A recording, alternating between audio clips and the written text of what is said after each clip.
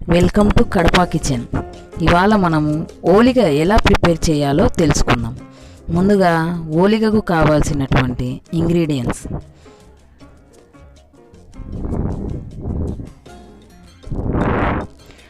పావు కిలో చనాదాల్, 5 యాలక బుడ్డలు, పావు కిలో బెల్లం, పావు కిలో మైదా పిండి. ముందుగా ప్రిపేర్ చేసే విధానం ఎలాగో తెలుసుకుందాం. 10 అవర్స్ చనాదాల్ని వాటర్లో నానబెట్టుకోవాలి. అవి బాగా మెత్తగా నానిన తర్వాత ఒక కుక్కర్లోకి తీసుకొని వాటిని ఒక 5 విజిల్స్ మెత్తగా వచ్చే వరకు ఉడికించుకోవాలి. 5 విజిల్స్ వచ్చేసినాయి.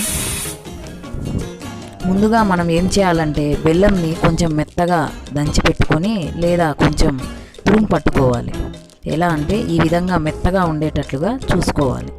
కొంచెం కొబ్బరిను తురుము పెట్టుకోవాలి. గార్నిష్ కోసం ఉపయోగించుకోవచ్చు.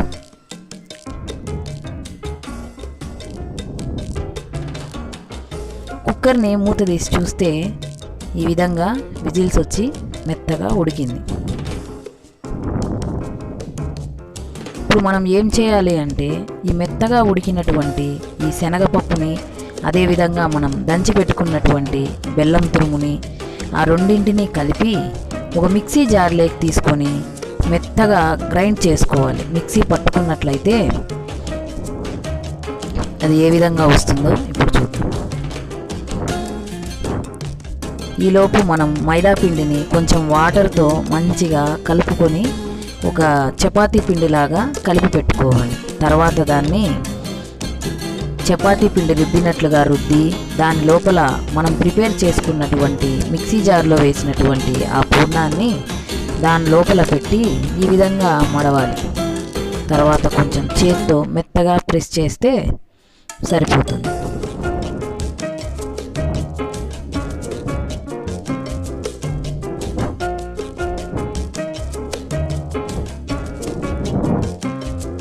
దీనికి పైన పొడిపిండిని కొంచెం చల్లుకొని కొంచెం బాగా మరీ మెత్తగా పెద్దగా లేకుండా కొంచెం చిన్నగా రుద్దుకొని చేసుకోవాలి. లేదంటే చపాతీ కట్టెతో అయినా కూడా దీన్ని రుద్దుకోవచ్చు అన్నమాట. లేదంటే చేత్తో రుద్దుకున్నా సరిపోతుంది. ఇప్పుడు పెనం వేడెక్కినటువంటి ఈ పెనం మీద కాస్త నెయ్యిని వేసుకొని ఆ తర్వాత మనం తయారు చేసుకున్నటువంటి ఆ పిండి దాన్ని స్టవ్ మీద పెట్టి లో ఫ్లేమ్లో ఇటువైపు అటువైపు కొద్దిగా మెల్లగా తిప్పుకుంటూ కాల్చుకోవాలి. కొంచెం నెయ్యి వేసి చేసుకుంటే చాలా టేస్టీగా ఉంటుంది.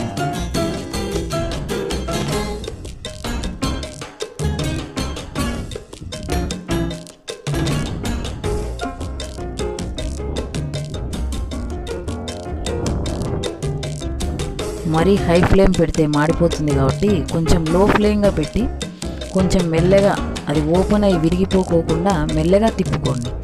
లేదంటే మొత్తం విడిపోతుంది.